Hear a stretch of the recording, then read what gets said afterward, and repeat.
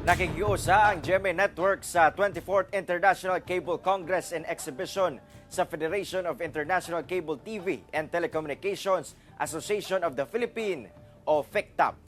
Kinikabayan sa 25th anniversary sa FICTAP, dini nagkatapok ang international o local providers, policymakers o cable operators sa tibok Pilipinas aron ipadangat ang pinakaulahing connectivity o telecommunications technology.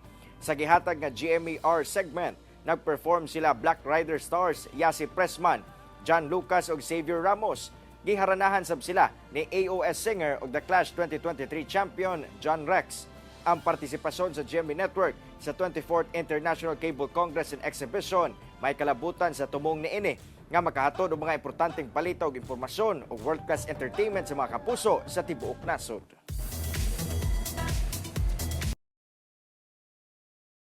Sa kasalukuyan ay hindi may pagkakaila ang pagtangkilik ng mga tao sa mga malalaking digital streaming platforms.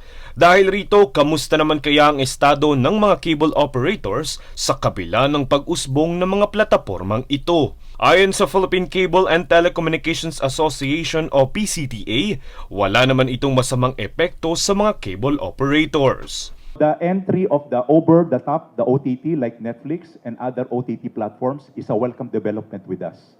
Because that OTT definitely will be carried through our broadband business. So it's a complementing, not a threat to us.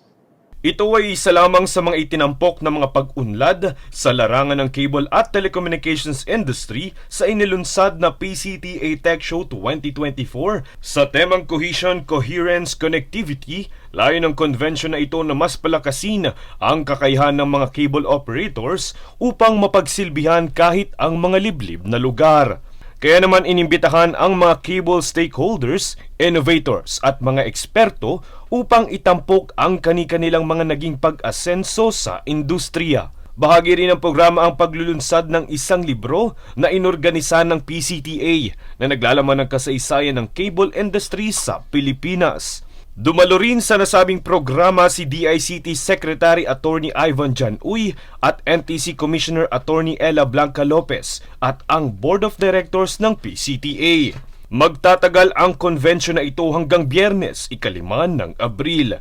Sa kasalukuyan, may 300 miyembro na ang PCTA na siyang nagseserbisyo sa 75% ng kabuang populasyon ng TV cable subscribers sa Pilipinas. Francis Riudique, nag-uulat para sa One Media Network.